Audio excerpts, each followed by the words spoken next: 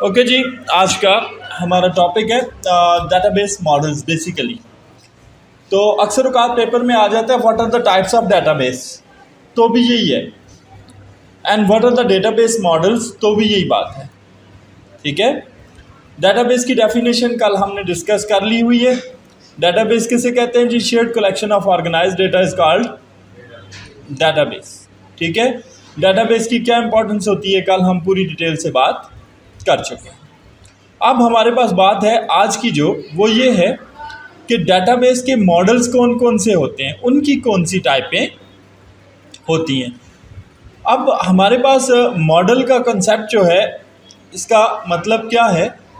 Database model का मतलब होता है कि डेटाबेस मॉडल एक कॉन्सेप्ट है जो ये डिक्लेयर करता है कि एक डेटाबेस की स्ट्रक्चर कैसी होगी। ठीक है, लॉजिकली कैसे होगा डेटाबेस, और फिजिकली उसको कंप्यूटर की मेमोरी में कैसे स्टोर किया जाएगा, और उस डेटाबेस को ऑर्गेनाइज कैसे किया जाएगा, उस डेटाबेस को मैनिपुलेट यानी चलाया कैसे जाएगा। ठीक है, मैनिपुलेशन का मतलब होता है इंसर्ट करना, डिलीट करना, अपडेट करना। तो डेटाबेस मॉडल क्या है? It determines the logical structure of a database fundamentals and the fundamentally determines it the manner that data can be stored, organise and manipulated. यानी वो डेटाबेस का कॉन्सेप्ट जो हमें ये बताए कि डेटाबेस को लॉजिकली कैसे अरेंज किया हुआ है और फिजिकली कैसे अरेंज किया हुआ है, उस चीज़ को हम डेटाबेस का मॉडल कहते हैं। डेटाबेस के मॉडल्स की बात करें तो बेशुमार मॉडल्स होते हैं, लेकिन 4 मोस्ट कॉमन मॉडल्स हैं जो आपके कोर्स में भी हैं, तो मैं इनको ही लेके चलूँगा। इसमें हायरार्किकल डेटाबेस मॉडल है, नेटवर्क डेटाबेस मॉडल है, रिलेशनल डेटाबेस मॉडल है और ऑब्जेक्ट ओरिएंटेड डेटाबेस मॉडल है। हायरार्की किसे कहते हैं? हायरार्की का मतलब होता है पेरेंट चाइल्ड रिलेशन। ठीक है, तो यहाँ पर हायरार्किकल डेटाबेस मॉडल जो है ये सबसे पहला डेटाबेस मॉडल है जो कि IBM कंपनी ने दिया है। IBM का जो आपके कंप्यूटर बनाने की कंपनी है, आपकी SQL भी इन्होंने ही दी है। ठीक है, तो सबसे पहला डेटाबेस मॉडल भी इन्होंने ही दिया है। इन्होंने ये कहा है कि हम डाटा को अरेंज करें अगर ट्री लाइक स्ट्रक्चर में, जिसमें टॉप पर पेरेंट रूट हो और पेरेंट के बाद उसकी चाइल्ड नोड्स हो। ठीक है, तो ये डेटा को ऑर्गेनाइज करने का सबसे बेस्ट मेथड है। इसको हम क्या कहते हैं? ये क्या है? हायरार्किकल डेटाबेस मॉडल है। तो हायरार्किकल डेटाबेस मॉडल में आपका ये इस वक्त आप देख सकते हैं, टॉप पर ये रूट है जिसको मेन या पेरेंट नोड कहा जाता है। रूट के बाद आपके child level 1, child level 1, child level 1, यानी कि ये पेरेंट के 3 चाइल्ड हैं और हर चाइल्ड के आगे 2 मजीद चाइल्ड्स आ रहे हैं। अप टू सो ऑन ये ट्री आगे बढ़ता जाएगा जब तक मेन रूट से आगे लिंक बनते जाएंगे। तो इसको आप क्या कहते हैं? ये क्या है जी? हायरार्किकल डेटाबेस मॉडल है।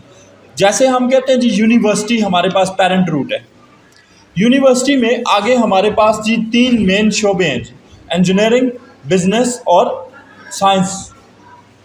ठीक है, तो मेन पेरेंट रूट के 3 चाइल्ड हो गए, इंजीनियरिंग, बिजनेस और आर्ट एंड साइंस। आगे हम कहते हैं जी इंजीनियरिंग की कोई ब्रांच नहीं है, आर्ट एंड साइंस की भी कोई ब्रांच नहीं है, लेकिन बिजनेस में फाइनेंस अलग है, अकाउंटिंग अलग है, इंफॉर्मेशन सिस्टम अलग है और मैनेजमेंट अलग है। तो उसके कितने चाइल्ड हो गए? 4 चाइल्ड हो गए। अब आगे हम कहते हैं जी फाइनेंस के भी 4 चाइल्ड हैं, अकाउंटिंग के भी 4 चाइल्ड हैं, इंफॉर्मेशन सिस्टम के भी। तो इस तरह ट्री स्ट्रक्चर आगे बढ़ती जाएगी। ठीक है, इस डेटाबेस मॉडल का फ़ायदा क्या है? कहता है जी ये हमें अलाउ करता है कि हम इजीली डेटाबेस के अंदर एलिमेंट को ऐड कर सकें और डिलीट कर सकें। ये डेटाबेस हमेशा टॉप टू बॉटम के रूल के तहत बनता है, इसलिए इसको एक्सेस करते हुए भी हम पेरेंट रूट से एक्सेस करते हैं, यानी टॉप टू बॉटम एक्सेस करते हैं। तो लीनियर डेटाबेस के लिए जिसमें ज़्यादा कॉम्प्लेक्सिटी ना हो, ये अच्छा डेटाबेस मॉडल है। डिसएडवांटेजेस क्या है कि यहाँ पर कोई एक पेरेंट का कोई मखसूस नहीं है कि कितने चाइल्ड होंगे, 1 होगा, 2 होंगे, 10 चाइल्ड नोड होंगे, 20 चाइल्ड नोड होंगे, कोई भी नहीं होगा। ठीक है, इसलिए आजकल के मॉडर्न डेटाबेस में इसको इस्तेमाल नहीं किया जा रहा। और लेटेस्ट DBMS के सॉफ्टवेयर भी इसको इस्तेमाल नहीं कर रहे। तो ये सिर्फ और सिर्फ एक ही रिलेशनशिप को सपोर्ट करता है, वन टू मैनी रिलेशनशिप, यानी एक पेरेंट रूट के साथ बहुत सारे चाइल्ड रूट्स का रिलेशन। दूसरा इसी की मॉडिफाइड फॉर्म है, इसको कहा जाता है network database model. Network database model आपकी हायरार्किकल डेटाबेस मॉडल को थोड़ा सा ऑर्गेनाइज किया गया है और उसे नाम दे दिया गया, ये क्या है, नेटवर्क डेटाबेस मॉडल है। फ़र्क क्या है, ये भी एलिमेंट्स को पेरेंट टू चाइल्ड रिलेशनशिप की फॉर्म में स्टोर करता है, लेकिन मेन जो रूट होती है पेरेंट, उसके सिर्फ 2 ही चाइल्ड होते हैं और हर आने वाले पेरेंट के आगे 2 ही चाइल्ड होते हैं। जैसे यहाँ पे ये बताया जा रहा है कि ए पेरेंट रूट है, इसके 2 चाइल्ड है, B1 और B2।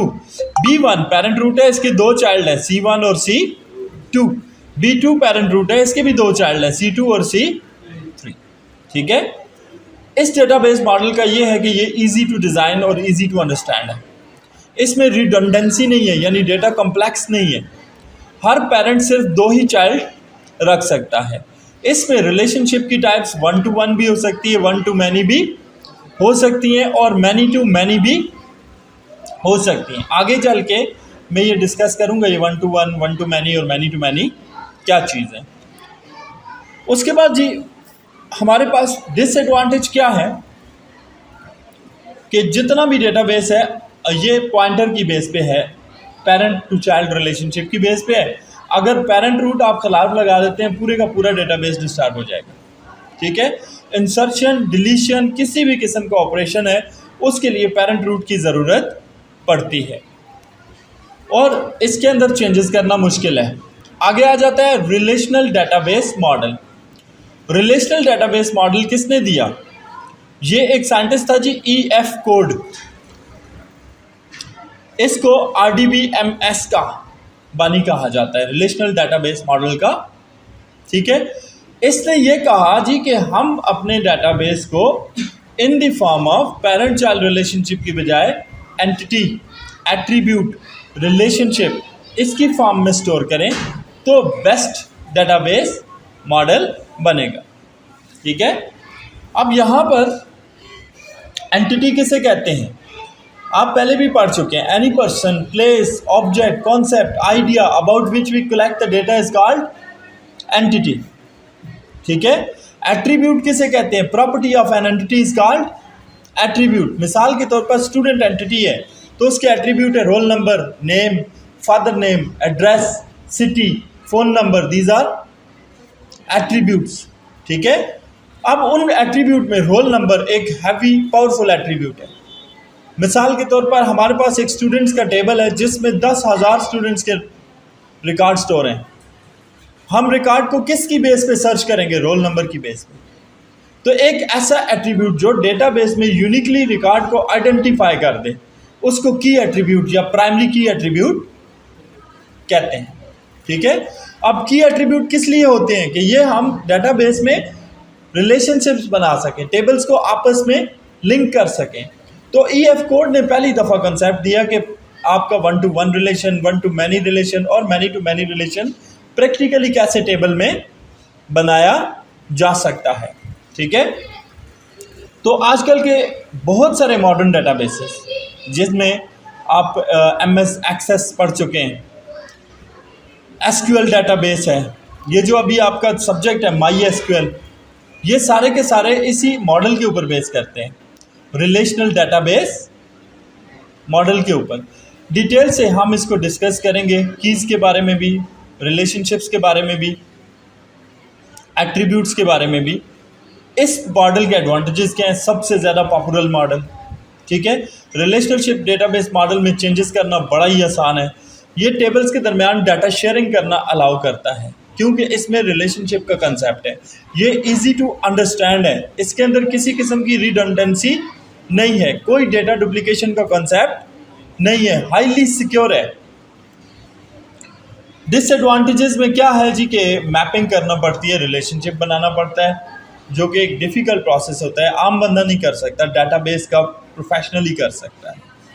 ऑब्जेक्ट ओरिएंटेड प्रोग्रामिंग करनी पड़ती है डाटाबेस का सॉफ्टवेयर बनाने के लिए। Relational database model huge databases के लिए सूटेबल है, लेकिन छोटे डेटाबेसेस के लिए सूटेबल नहीं है, क्योंकि इसकी कॉस्ट बहुत ही ज़्यादा होती है।